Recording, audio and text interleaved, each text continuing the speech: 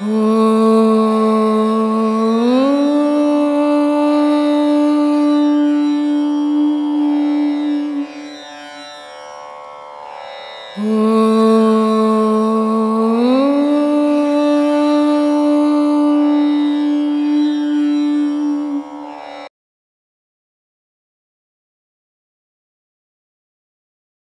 வணக்கம் ஐயா. ஆத்மா வணக்கம்மா. இந்த 10 நாள் நவராத்திரி கொண்டாடப்படுவதோட அர்த்தம் என்னங்கய்யா? துர்கையினுடைய அம்சம் 9 அம்சங்கள். அந்த 9 அம்சங்கள் தான் நவராத்திரி.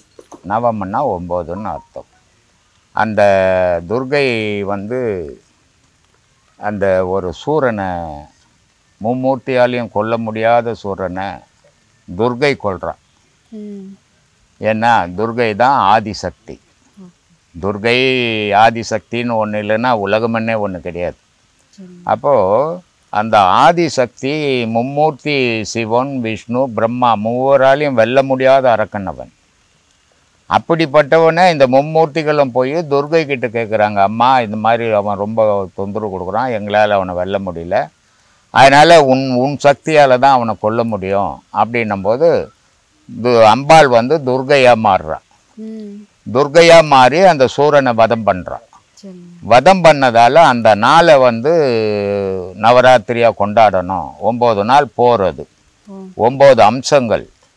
அதனால் அந்த 9 நாளை நவராத்திரியாக அம்பாளுக்காக விசேஷமாக இந்தியா முழுவதும் கொண்டாடக்கூடிய விஷயம். இது அதிகமாக கல்கட்டாவில் அதிகம் ஜாஸ்தி, தமிழ்நாட்டிலையும் இந்தியா முழுவதும் கொண்டாடுவாங்க. நவராத்திரி கொலு வச்சு அந்த துர்கை அம்மனை 9 நாளும் கொண்டாடுறதுக்காக எல்லா வீட்டிலேருந்து அழைப்பு கொடுத்து எல்லாருக்கும் அன்றைக்கி சாப்பாடு, பிரசாதம் இதெல்லாம் கொடுத்து, சில பேர் வசதிக்கிறவங்க பணம் கொடுப்பாங்க, வசதி இல்லாதவங்களுக்கு. இந்த மாதிரி காரியங்கள்லாம் அவங்கவுங்களுக்கு முடிஞ்சது அவங்கவுங்க செய்வாங்க.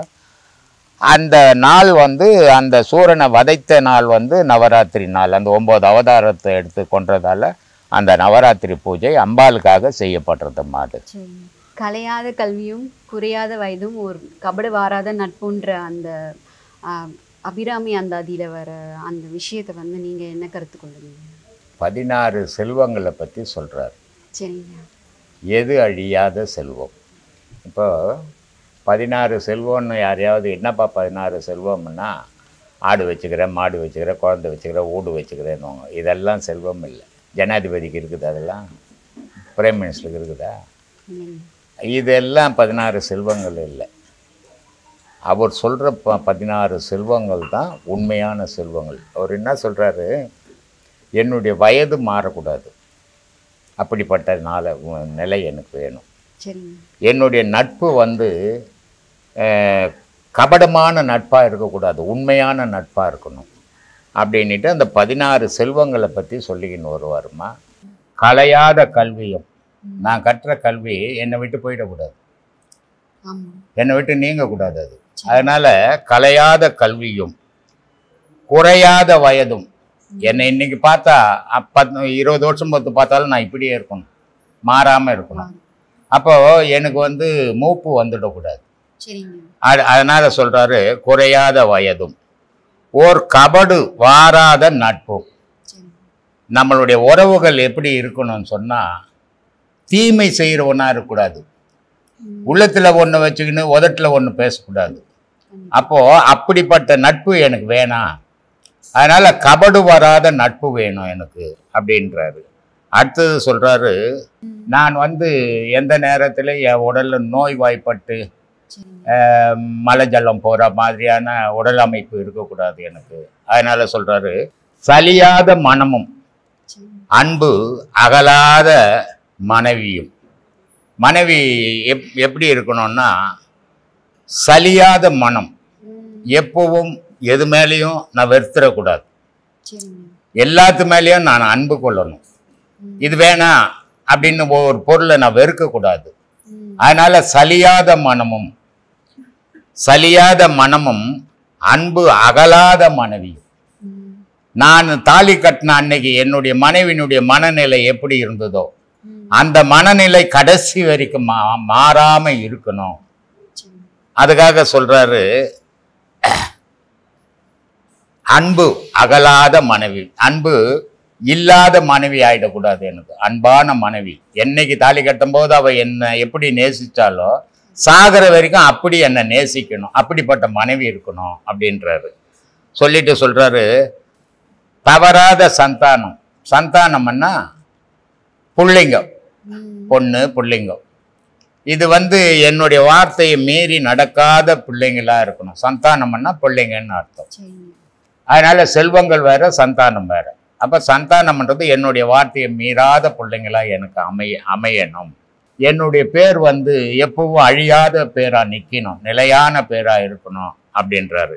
இதை ஒன்னொன்னா வருஷப்படுத்தி சொல்றாரு.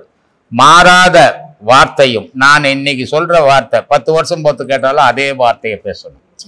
அப்போ இன்னைக்கு ஒன்று நாளைக்கு ஒன்று பேசுறது அது வார்த்தை இல்லை, மாறாத வார்த்தையா இருக்கணும், எப்போ ஒரே நிலையான வார்த்தையா இருக்கணும். அதனால சொல்றாரு, மாறாத வார்த்தையும் தடைகள் வாராத கொடையும். நான் தர்மம் பண்ணும்போது எனக்கு எந்தவித தடை வரக்கூடாது, வராத தர்மங்கள் நான் பண்ணிக்கினே இருக்கணும். தொலையாத நிதியும், என்னுடைய வசதி என்னை விட்டு போயிடக்கூடாது, தொலையாத நிதியும். கோணாத கோலும். அப்போ எனக்கு இருக்கிற பேர் இருக்குதே அது நிலைச்ச பேரா இருக்கணும். செல்வமும் என்கிட்ட நிலைச்சிருக்கணும், என்னை விட்டு போயிடக்கூடாது. ஒரு துன்பம் இல்லாத வாழ்வும். நோய் வந்துடுச்சு, என் புள்ள சரியில்லை, பொண்ணு சரியில்லை அப்படின்றது அந்த மன வேதனை இல்லாத வாழ்வு எனக்கு வேணும். தூய நின் பாதத்தில் அன்பும் உதவி பெரிய தொண்டருக்கு கூட்டு காண்பாய். இந்த ஒவ்வொன்னா சொல்லி 16 செல்வங்களை சொல்றாரு. இந்த 16 செல்வங்கள் ஒரு மனிதனுக்கு அவசியமானது. இந்த 16 செல்வங்கள் இகத்துல உடையது. பூமியில நம்ம வாழும்போது தேவையான செல்வங்கள் இந்த 16 செல்வங்கள். பரத்துல வேற செல்வங்கள் இருக்குது.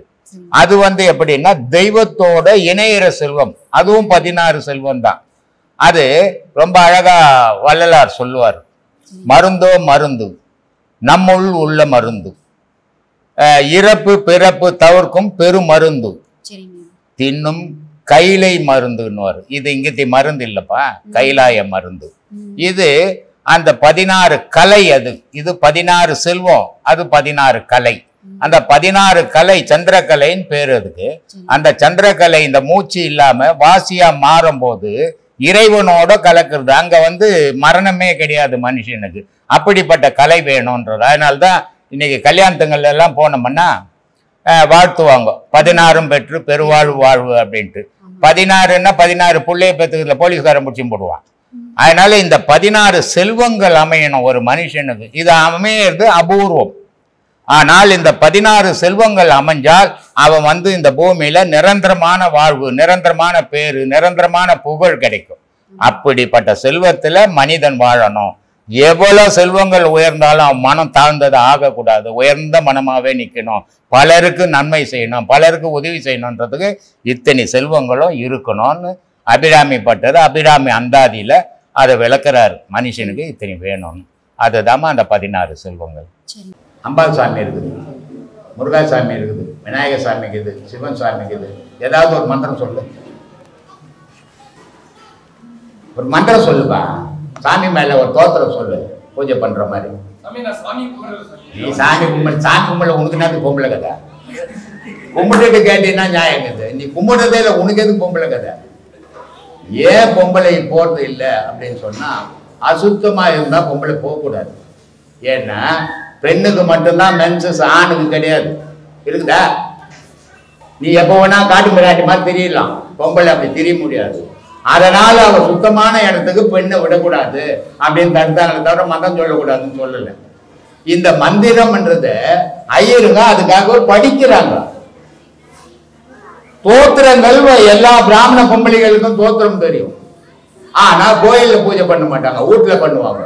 ஆனா இவங்க கோயில்ல பண்றதுக்காகவே இவங்க படிக்கிறாங்க. இப்ப ஒரு இடத்துல பாட்டு பாடணும், உனக்குள்ளவே நீ 1000 பாட்டு பாடிப்ப. 100 பேர் இருக்கிற இடத்துல மைக் வச்சு பாடுவியா? பாடுவியா? ஏன்? வெக்க வரும். ஆனா பாடுறதுக்கு இல்ல, நீ மனுஷன் தான், அவன மனுஷன் தான். அதே மாதிரி பெண்கள் வந்து 10 பேர் ஆம்பளைங்க இருக்கிறத மந்திரம் சொல்ல முடியாது. ஐயரு ஓட கத்துவான், அப்பதான் தொட்டு 10 ரூபா ஜாஸ்தி கொடுப்பேன். இந்த மாதிரி இருக்குது. அதனால பெண்ணு ஆணு சாமிக்கல. இங்க கோயில்ல எப்படி தெரியுமா, நான் அன்னைக்கு எனக்கு உட்கார்ந்து இருந்தேன். ரெட்டில்ஸ் இது மாதவத்திலிருந்து 3 பொம்பளைங்க வந்தாங்க. சாமி இதெல்லாம் வாங்கிட்டு வந்து நீயே போய் கும்பிடு, நீயே போய் கும்பிடு. ஏன்னா நீ ஆன்மாதான், அதுவும் ஆன்மாதான், நானும் ஆன்மாதான். கும்பிட தெரிஞ்சா நீ கும்பிட்டுட்டு போ. கும்பிட தெரியலன்னு தானே உன்னோட ஐயரை கூப்பிடுற. நீ கும்பிட தெரிஞ்சுக்கோ. கிறிஸ்டின் போறான், பைபிள் எடுத்துறான், படிக்கிறான், அவனுக்கு ஆள் தேவையில்லை. முஸ்லீம் போறான், குரான் எடுத்துக்கின்னு படிக்கிறான், அவனுக்கு ஆள் தேவையில்லை. நீ தான் எதையும் படிச்சது இல்லையே, பணமும் தானே அலையிற. அதனால உனக்கு ஒரு ஆள் தேவைப்படுது. இதான் காரணம் சாமி. ஓ சுவாமி சொல்லுமா. சன்னியாசம் போறவங்க எப்படியெல்லாம் இருக்கணும் அப்படின்றத சொல்லிட்டீங்க. இப்போ ஒரு சம்சாரியா இருக்கணும், ஒரு சாமானியர் பொது வாழ்க்கைக்கு கடைபிடிக்க வேண்டிய வழிமுறைகள் ஏதாவது இருக்கா? இருக்குதுமா. எல்லா மனுஷனும் ஒரு வரமுறைக்குள்ள வாழணும். அந்த வரமுறைக்குள்ள எப்படி வாழணும், நான் பல பேருக்கு எங்கள் ஆசிரமத்தில் சொல்லுவேன். நான் ஆசிரமத்தில் வரேன், உபதேசம் வாங்கிடுவேன், நான் சன்னியாசம் போயிடணும், அந்த மாதிரினா இங்கே வராதேன்னிடுவேன். ஏன்னா சாதனைன்றது என்னன்னா இருக்கிற இடத்துலேருந்து செய்து சாதிக்கணும், அதான் சாதனை. சாதனைன்னுட்டு பயந்து ஓடி போகிறது சாதனையே கிடையாது. அப்போது பகவத்கீதையில் 4 விதமான யோகங்களை சொல்லியிருப்பாங்க. பக்தி யோகம், கர்மயோகம், ராஜயோகம், ஞான யோகம் அப்படின்ட்டு 4 விதமான யோகங்களை பகவத்கீதையில் சொல்லியிருப்பாங்க. அப்போ இந்த கர்மயோகம்னா என்ன அப்படின்னு பார்த்தீங்கன்னா, முதல்ல உன் பொண்டாட்டி உன் பிள்ளைங்க பட்னியாக இருந்து விட்டுட்டு நான் கடவுளை தேடுறேன்னு சொல்லக்கூடாது. சொன்னால் அதுவே பெரும்பாவம். அப்போது ஃபஸ்ட்டில் உன் பொண்டாட்டி பிள்ளை குட்டியை நல்லா காப்பாற்று, அவங்க சந்தோஷமாக இருக்கணும். அதை தாண்டி கடவுளை தேடும். அதுக்கு ஞானத்துக்கு குருமார்களை தேடி வாங்கும், அது தப்பு கிடையாது. ஆனால் அங்கே இப்போ குழந்தைங்கள பட்னியும் பயிற்சியும் போட்டுட்டு நான் ஆன்மீகத்தில் போகிறேன்னு வந்தீங்கன்னா அது போலி பக்தி, நிஜத்தில் போக முடியாது. ஏன்னா மனம் மனைவின்ற உள்ள தாவிக்கினே இருக்கும் எப்பவுமே. எல்லா ஆம்பளைக்கும் சும்மா சொல்லுவான், நான் என் பொண்டாட்டி எல்லாம் அப்படி நினைக்கிறது இல்லைங்க அப்படின்னு எவன் சொல்கிறானோ அவன் பொண்டாட்டி காலடியிலே கிடக்கிறான்னு அர்த்தம். அதனால் முதல்ல குடும்பத்தை சீராக நடத்தணும், அது கர்ம யோகம். அதுக்கு அடுத்தது பக்தி யோகம். கோயிலுக்கு வரணும், கோயிலில் வந்து தெய்வத்தை முழுக்க நம்பணும், நம்பி வழிபடணும். அதுக்கு அடுத்தது ராஜயோகம். அப்படி ஒவ்வொரு படியாக தாண்டணும். குடும்பத்தை நடத்த முடியாமல் நடத்த விடாமல் சீராக வச்சு இல்லாமல் நான் கடவுளை வழிபடுறேன்னா ஒரு பலனும் வராது உனக்கு. அது சும்மா உன்னையே நீ ஏமாற்றிக்கிற கதை அது. அதனால் முதல்ல குடும்பத்தை நடத்தணும். குடும்பத்துக்கு ஒரு 10,000 ரூபாய் சம்பாதிக்கிற மாதம், குடும்பத்துக்கு 5,000 ரூபாய் செலவு பண்ணு, தப்பே கிடையாது. ஏன்னா அந்த ஜீவன்கள் உன்னை நம்பி தான் இருக்குது. 5,000 ரூபாய் இந்த உலகத்துக்காக நீ வந்து போனதுக்கு என்ன அடையாளங்குது, அதுக்கு செய். பொதுமக்களுக்கு செய். உன்னை விட சோறு இல்லாத எத்தனை பேருக்கு நீ 3 வேளை சாப்பிட்ற, ஒருத்தன் ஒரு வேளை கூட சோறு இல்லாக்குறான், நீ 2 வேளை சாப்பிட அவனுக்கு ஒரு வேளை சோறு போடும். அதான் புண்ணியம், அதான் தெய்வ வழிபாடு. அந்த மாதிரி போனீங்கன்னா இல்லறத்தில் இருந்தே செயல்படுமே தவிர இதை விட்டுட்டு ஓடி போனேன். என்கிட்ட ஒருத்தர் ஃபோன் பண்ணி கேட்குறான், சாமி நான் சன்னியாசம் வாங்கினேன், காஞ்சி மரத்துக்கு போனேன். ஏன்னா நான் இங்கே சன்னியாசம்ன்ற உபதேசம் யாருக்கும் கொடுக்கறது கிடையாது. அதனால் அந்த மாதிரி அது வந்து அவனையே அவன் ஏமாற்றிக்கிற விஷயம். அப்படிலாம் இருக்கக்கூடாது. நல்லா குடும்பத்தை காப்பாற்றுங்க. குடும்பம் நீ தெய்வ வழிபாடு குடும்பத்திலேருந்து படும்போது அந்த உன் வம்சமும் தெய்வ வழிபாட்டுக்கு வரும், கெட்டு போகிறதுக்கு வாய்ப்பு கிடைக்காது. நீ மொட்டைத்தனமாக போனீங்கன்னா உன் பிள்ளைங்க தண்ணி அடிச்சுன்னு தெரியும், ரோடெல்லாம் கத்தி எடுத்துன்னு தெரியும். அது கெட்டு போகிறதுக்கு நீயே காரணமாக இருக்காது. இதான் மை அட்வைஸ். சொல்லுங்கள் சுவாமி, நீங்க சொன்ன மாதிரி இப்போ திருமணத்துக்கு பிறகு ஒரு பெண்ணுக்கு குழந்தை இல்லை அப்படிங்கிறது கர்ம வினையா இல்ல அந்த பெண்ணுடைய உடல் பிரச்சனையா? இதெல்லாமா அம்மா மீடியாவில் நான் சொன்னேன், என்னை ஒதுக்கிறதுக்கு தான்மா வருவாங்க. ஒரு ஆண் கல்யாணத்துக்கு முன்ன பல கெட்ட வழிகளில் போவான், பல பெண்களை உபயோகப்படுத்துவான். அந்த விந்தாகப்பட்டது நீத்து போயிடும்.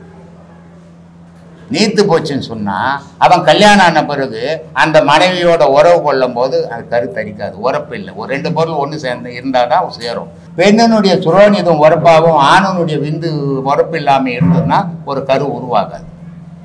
அதனால் குழந்தை இல்லாமல் போகும். அதே நேரத்தில் சில பெண்களை பார்த்தீங்கன்னா ரொம்ப நல்ல பொண்ணு மாதிரி இருக்கும், கல்யாணத்துக்கு முன்னே கண்டபடி போயிருக்கும். ஆண் நல்லவனாக இருப்பான், கல்யாணம் பண்ணியிருப்போம், ஆனால் குழந்தை பிறகு. ஏன்னா அந்த சுரோனிதத்துக்கு சத்து இல்லை, விந்துக்கு சத்து இருக்குது. ஆனால் ஒரு கல்யாணம் பண்ண உடனே ஆணும் வெளியே எதுவும் கெட்ட பழக்கம் இல்லை, பெண்ணுக்கும் கெட்ட பழக்கம் இல்லை, சேர்ந்த உடனே 10 குழந்தை பெற்று போட்டுருவான். கோவில்களில் ஐயிருக்கிறாங்க தெரியுமா? ஏன்னா இதுக்கெல்லாம் உங்களுக்கு ஒரு உதாரணம் சொன்னதான் என்ன திட்ட மாட்டேங்க, அதுக்காக சொல்றேன். இதை கோயில்ல ஐயிருக்கிறார், அவர் மீசையே வச்சுக்க மாட்டார். ஐயர் சட்டை கூட போட மாட்டாரு. சட்டை போட்டா போடுவாரு, வெளியே போனாங்கன்னா குளிருக்கு போட்டுப்பாரு. ஆனா கோயில்ல சட்டை போட மாட்டாரு. ஆனா வெளியும் மீசை வைக்க மாட்டாரு, உள்ளவும் மீசை வைக்க மாட்டாரு. ஆம்பளைன்னு தான் மீசை இருக்கணும் இல்ல. ஆனா மீசை இல்லாத ஆம்பளை ஐயரு 10 குழந்தை பெற்றுக்கிறாரு. பெரிய பெரிய மீசை வச்சிருந்த வீரபாண்டி கட்டப்பொம்மனுக்கு ஒரு குழந்தை கூட இல்லை. பெரிய பெரிய மீசை வச்சுக்கிற ரவுடிங்களுக்கு ஒரு குழந்தை கூட இல்லை இல்ல. ஏய் ஊரே அடக்கம் எனக்கு என்னவான், பெரிய மீசை முறுக்குவான், கத்திய காட்டுவான், ஆனா குழந்தைய இருக்கு, வம்சமே இருக்காது. ஆனா எதையுமே முறுக்க மாட்டாங்க. வீட்டு உள்ள போனா வச்ச கோழி குஞ்சு மாதிரி இருக்கும். காரணம் என்ன? அவன் ஊரெல்லாம் இறச்சிட்டான், இவன் எங்கேயும் இல்லாத பத்திரமா வீட்லயே வச்சுக்கினான். இதான் காரணம். என்ன பேட்டி எடுக்கிறவங்க அத்தனை பேரும் யாருமே படிக்காதவங்க கிடையாது, எல்லாருமே அதிகமாக படித்தவங்க பட்டதாரிங்க தான் என்னை பேட்டி எடுத்த அத்தனை பேருமே.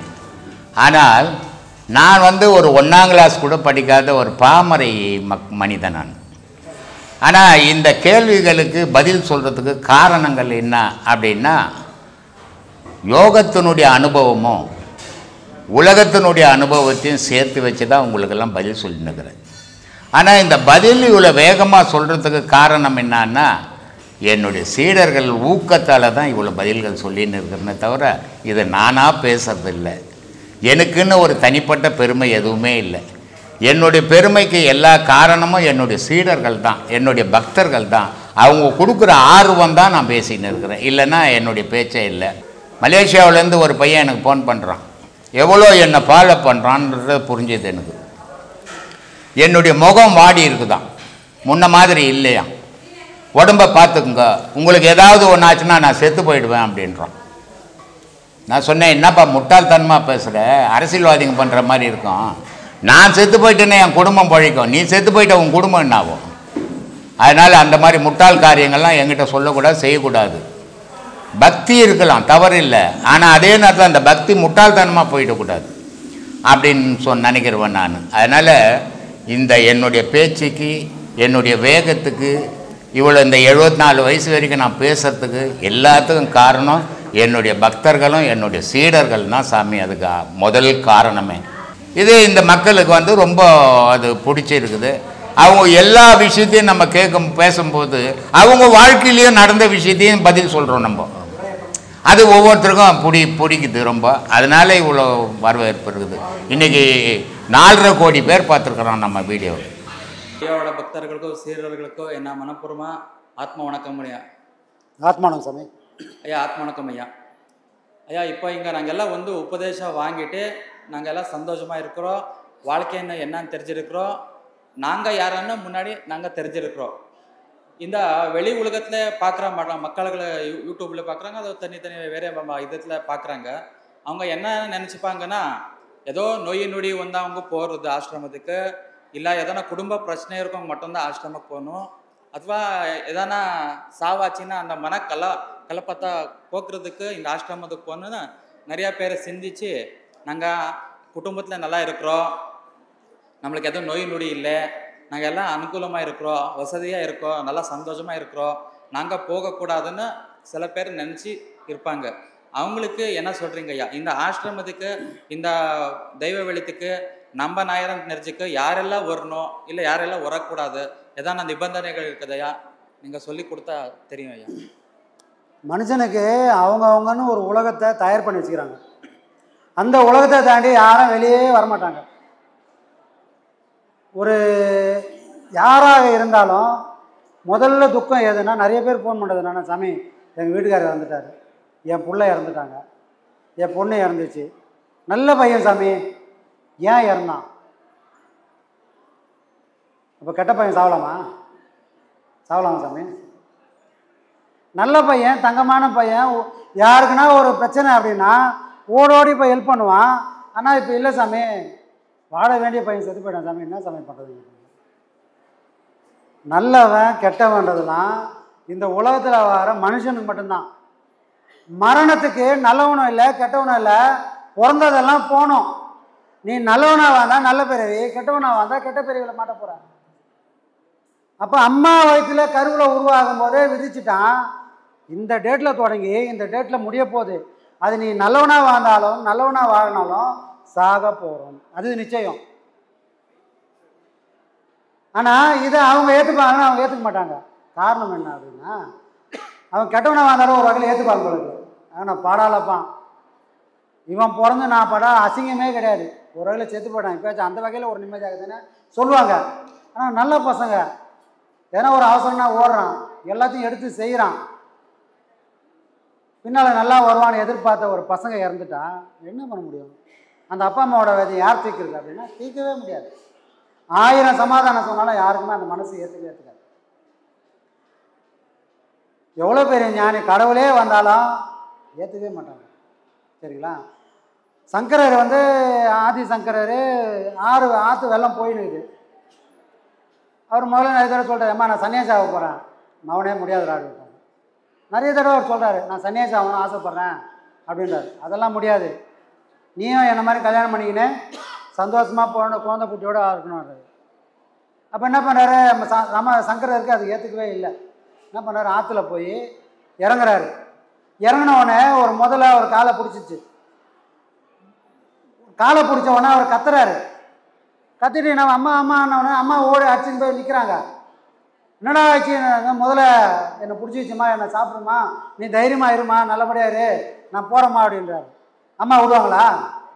விட மாட்டாங்க. டேய் எப்படின்னா வெளியே வந்துடுறா அப்படின்றாங்க. அவனும் போராடி பார்க்குறான். நம்ம இவர் சங்கர் யாராவது வர முடியல. இப்போ என்ன தான் பண்ணுறதுன்னா, அம்மா சன்னியாசி ஆகிடுன்னு சொல்லிடுமா, நீ சன்னியாசி ஆனால் கூட பரவாயில்ல, நீ வாயால் சொல்லிவிடுமா, அந்த முதல்ல விட்டுடுமா. ஏன்னா சன்னியாசின்றது மறுபிறவி. சன்னியாசி ஆகிறதுக்கு முன்னாடி அது இருக்கிறது ஒரு பிறவி, சன்னியாசியாக ஒருத்தனா அது வேற ஒரு புது பிறவி. அப்போ எனக்கு புது பிறவி ஆகிடுமா, இந்த முதல்ல என்னை விட்டுடும், மவனே நீ இல்லைன்னு சன்னியாசி ஆகிடும் ஒரு வார்த்தை சொல்லுமா, முதல்ல விட்டுடுன்றாங்க. அம்மாவை நம்ம உயிர் போச்சா போதும், முன்ன ரே மவனே போகாத கல்யாணம் பண்ணணும்னு சொன்னவங்க இப்போ எப்படியாவது என் பிள்ளை இருந்தால் போதும்னு டேய் இன்னிலேருந்து நீ சன்னியாசியாக போடணும் முதல்ல போயிடுச்சு. இது அவங்க ஆடக்கூடிய நாடகம். அவங்க இங்கே தான் வரணும்னா அதை மாற்றத்துக்கு யாருக்கும் எந்த சக்தியும் கிடையாது. அதை போல் மரணம்னு ஒன்று நிகழ்ந்தே தீரும். அவன் நல்லவனாக இருந்தாலும் கெட்டவனாக இருந்தாலும் செத்து தான் தீரணும், அதில் மாற்றமே இல்லை. எங்கே டிஃப்ரெண்ட் வருதுன்னா, கெட்டவன் செத்து போட்டான்னா அவன் கூட்டத்தில் போய் அழுவான்ப்பா ஒயிஞ்சாண்டாவான். இவன் வீட்டில் தூங்கலாம், பக்கத்து வீட்டில் என்னால் கூட தூங்க முடியல, ஒரே ராவடியாக இருக்குது. ஒரு நல்லவன் செத்து போயிட்டான்னு வச்சுக்கலாம், சே இன்னும் கொஞ்ச நாள் இருந்தால் நல்லா இருந்திருக்குமே. நல்ல பையன்பா ஓடோடி போகிறான், எல்லா வேலையும் செஞ்சான், இவன் இவ்வளோ சீக்கிரம் சாவான் நம்ம எதிர்பார்க்கவே இல்லை. அந்த மனம் எல்லாம் அங்கே வந்து வேதனைப்படுதுல, அதுதான் நிறைஞ்ச வாழ்க்கை. அவன் 1000 வருஷம் வந்து என்ன பிரயோஜனம்? பிரயோஜனமே இல்லையே. மார்கண்டேயனோட அம்மா அப்பாவுக்கு குழந்தையே இல்லை. அவங்க என்ன பண்ண சிவனை நோக்கி தவமாக இருக்கிறாங்க. ஐயா இவ்வளோ வயசாகினே போகுது, எங்களை கொல்லி வைக்க கூட ஒரு குழந்தை இல்லை, எதனா ஒரு குழந்தை கொடுறாஜா அப்படின்றாங்க. சரி அவரும் ஒரு நாள் கதையாக கேட்டுட்டு ஒரு நாள் வந்துட்டு சரி 100 வயசில் ஒரு குழந்தை கொடுக்குறேன், அந்த குழந்தை 100 வயசு வாழும். 100 குழந்தையும் இருக்குது 16 வயசு தான் வாழும். ஆனால் இந்த குழந்தை நல்ல குழந்தை, அருமையான குழந்தை, உலகம் உள்ள வரைக்கும் அந்த பேர் நிலைக்கும். உனக்கு 100 வயசு வாழ்றவன் கெட்டவன், ஆனால் 100 வயசு வாழ்வான். இப்போ உனக்கு எந்த குழந்தை வேணும்னு கேட்குறாரு.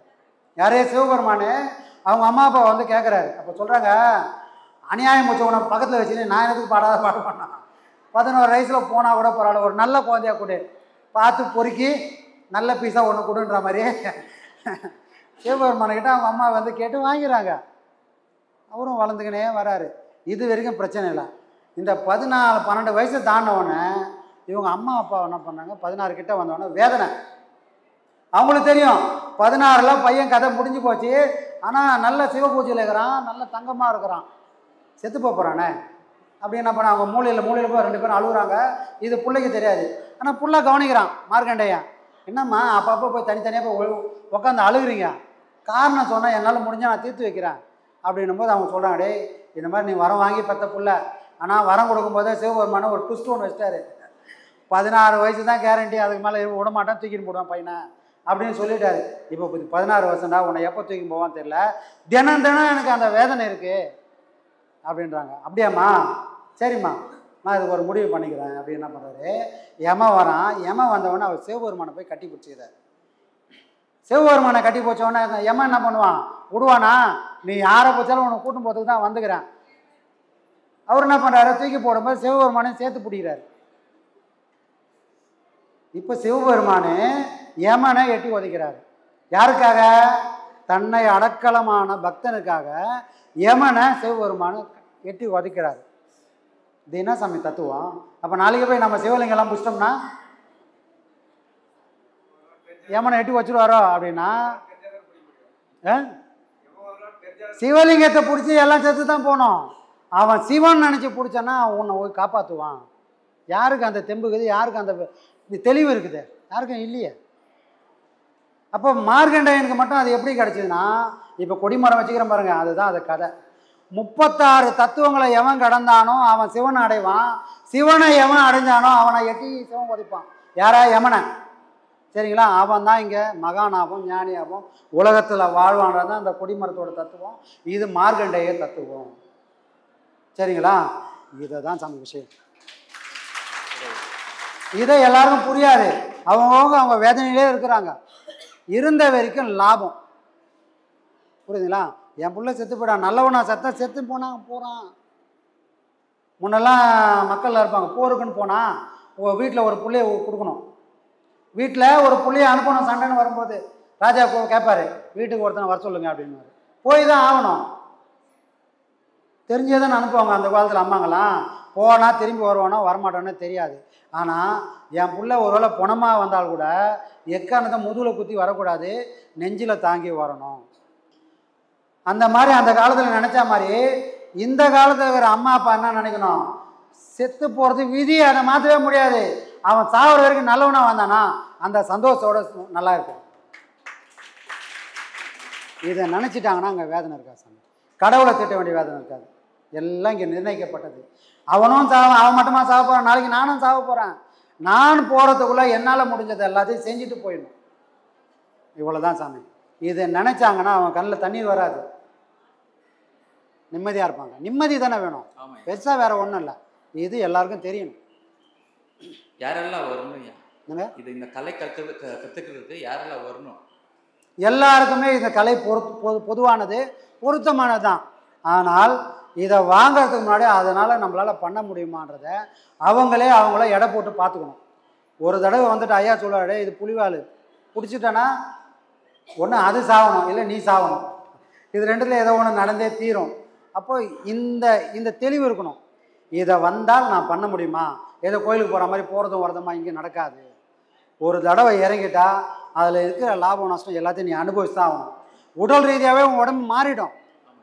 அதெல்லாம் நீ ஃபேஸ் பண்ணுறதுக்கு தயாராக இருந்தால் மட்டும்தான் இங்கே வரணும். சரிங்களா? சும்மா வந்துடுமா? ஒரு சாப்பாடு ஆகணுனாட 1 மணி நேரம் வெயிட் பண்ணால் தானே சாப்பாடு ஆக்கி சாப்பிட முடியும்.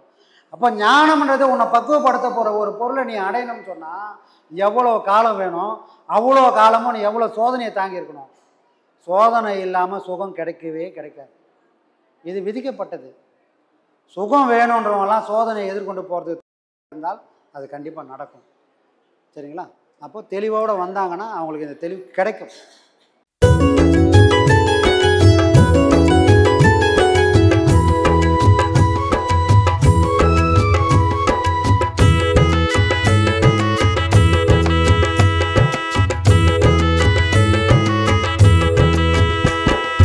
நல்ல காலம் பொறந்துடுச்சு நமக்கு, நல்ல காலம் பொறந்துடுச்சு நமக்கு. பிரம்மஸ்ரீயாம் நித்யானந்த பெருமானின் ஆசியாலே, பிரம்மஸ்ரீயாம் நித்யானந்த பெருமானின் ஆசியாலே நல்ல காலம் பொறந்துடுச்சு நமக்கு, நல்ல காலம் பொறந்துடுச்சு நமக்கு.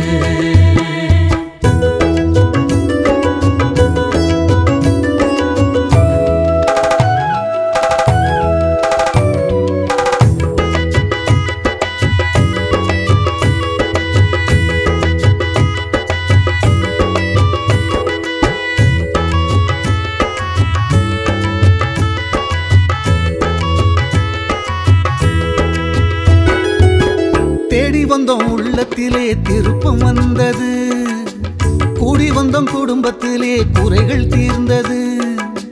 தேடி வந்தோம் உள்ளத்திலே திருப்பம் வந்தது, கூடி வந்தோம் குடும்பத்திலே குறைகள் தீர்ந்தது. நாடி வந்தோம் சாமியினை நன்மைகளும் வந்தது, நாடி வந்தோம் சாமியினை நன்மைகளும் வந்தது. கோடி காலம் தவம் இருந்த பலனும் கிடைத்தது, கோடி காலம் தவம் இருந்த பலனும் கிடைத்தது. பூமி எங்கும் சுத்துதுங்க சாமியோட பேச்சு, போலி வாக்கம் பற்றி தங்க உலகம் முழுக்க பேச்சு. வாங்க வாங்க பக்தர்களே போலி வாக்கம் வாங்க, வாங்க வாங்க சாமியிடம் ஆசி வாங்க வாங்க. நல்ல காலம் பிறந்திடுச்சு நமக்கு, நல்ல காலம் பிறந்திடுச்சு நமக்கு.